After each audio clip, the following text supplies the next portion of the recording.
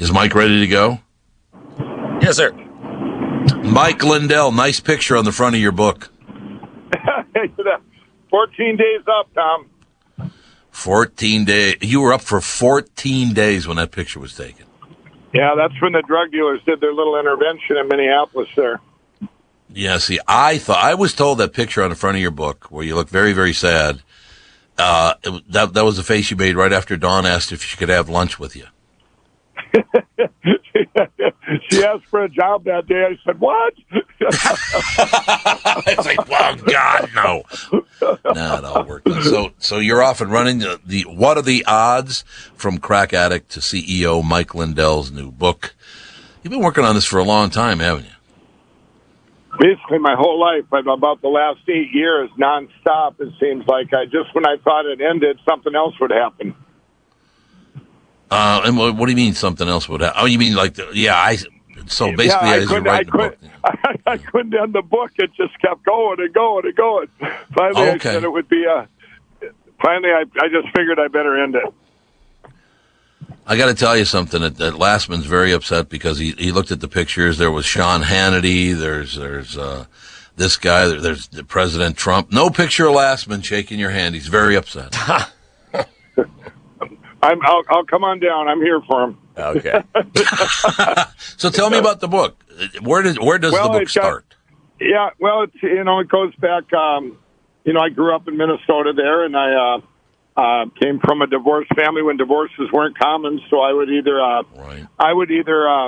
in a new school there in Chaska, I would either show off, or I was very kind of introverted. I would either jump out of a moving bus window to show off, or if I didn't know you, I wouldn't really talk to you. And then, of course, I got into cocaine in the 80s, and my 5-year reunion, I was bragging about skydiving accidents, going on a motorcycle down to Stanton, Minnesota to go skydiving, crashing the motorcycle, and then my parachute doesn't open all in the same day. So I'm sitting there bragging about all this stuff on my 5-year reunion, and everybody else is ahead of me. They've graduated from college, gotten jobs, and their careers are started, their families are started. So I kind of took a bad path there for quite a while, and then it switches from cocaine to crack in the early 2000s, and then it really goes south for a while before about the same time I invented the pillow.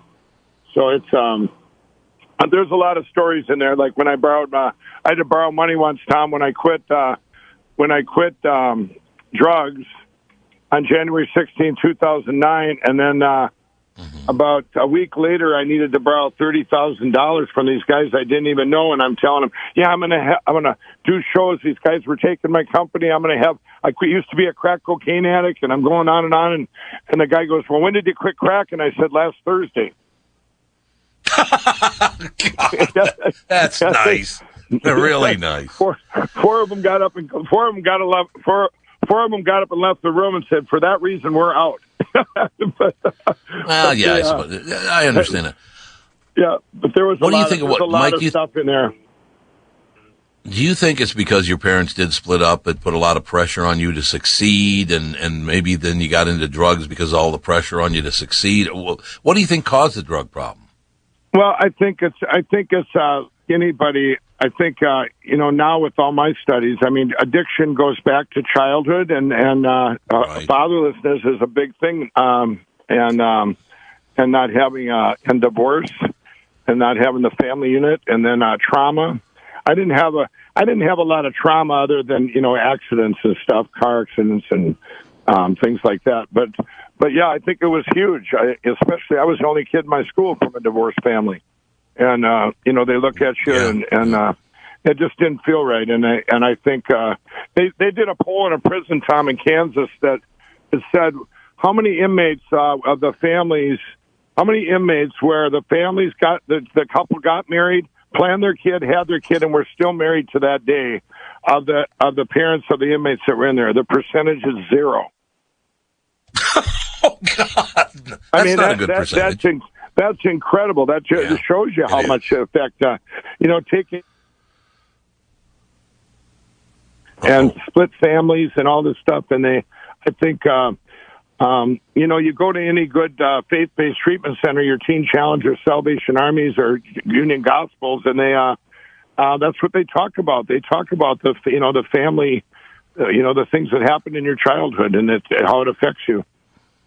A lot of mine was to fit in. A lot of mine was to fit in too. Fitting in the new school and where you show off to fit in or not talk. You can't get rejected if you don't talk. No, that's true. That's very, very true, as a matter of fact. Okay, there's somebody out there listening right now. Maybe he's drinking too much. Maybe they're doing crack. Maybe they're doing coke, whatever it is. If they buy your book, are they going to learn? I mean, one thing I've talked to you about this for the past several years, you and I've known one another, and you don't bark at people and you don't say, this is what you need to do. You kind of talk about what you did, and they can learn from that. Oh, absolutely. Absolutely. I think you can't. It's really hard to, when people try and shame addicts, it just makes them feel worse. I just tell my story, and it's a story of hope. And in my new Lindell Recovery Network that I'm going to be launching, Tom, I've worked on for a long time. In fact, that's where I'm using a lot of proceeds from this book to get that launched early. But just to spread the hope, and you read this book, anybody reads it, even if you're not an addict. I think it's just going to show you with God all things are possible, and where I kept my faith even on my darkest days, and I just in the times we're in now, I mean we need hope, and I I want people, when I do my Lindell Recovery Network, it's going to show mentors, it's going to show stories of hope, so other people their age. A lot of times people can't relate to a 22-year-old opiate addict might not relate to a 57-year-old ex-crack addict, but I'm just going to connect the two, and it's gonna. You read this book, and I'm sure there's things that have happened out there that are worse. That things that happened to me, but I think if you read through it, you're going to get something out of it. Everybody will. And that's what books are for in any case, just to learn the whole situation. I mean, the one nice thing about it is that at the very last time that Mike Lindell ever got high, he knew he had to quit because he hired Dawn that day. So he knew it was time to wrap it up. I said, wow, what have I got? What a project, Lord. What a project I have ahead of me. Yeah, there you go. I think it's terrific. You've been working on this for a long time. The book is out. I've had 5 different writers help me, and it basically kind of comes down to writing it yourself, because I can put myself right back into the act, how I felt. And if you read the prologue, I was on a family vacation. They were threatening to cut my head off in Mexico with the cartel, and it's there's a lot of things in there. Many times at gunpoint, and I just would deflect. And there's a lot of stories in there that I look back now and go, wow. I felt like I was immune to dying, I was very much protected, but it's kind of scary now. I wouldn't go half them places. Now, Mike, do you talk about things like things you've done your whole, whether it's running a bar or it's being a professional card player? You talk about all those things?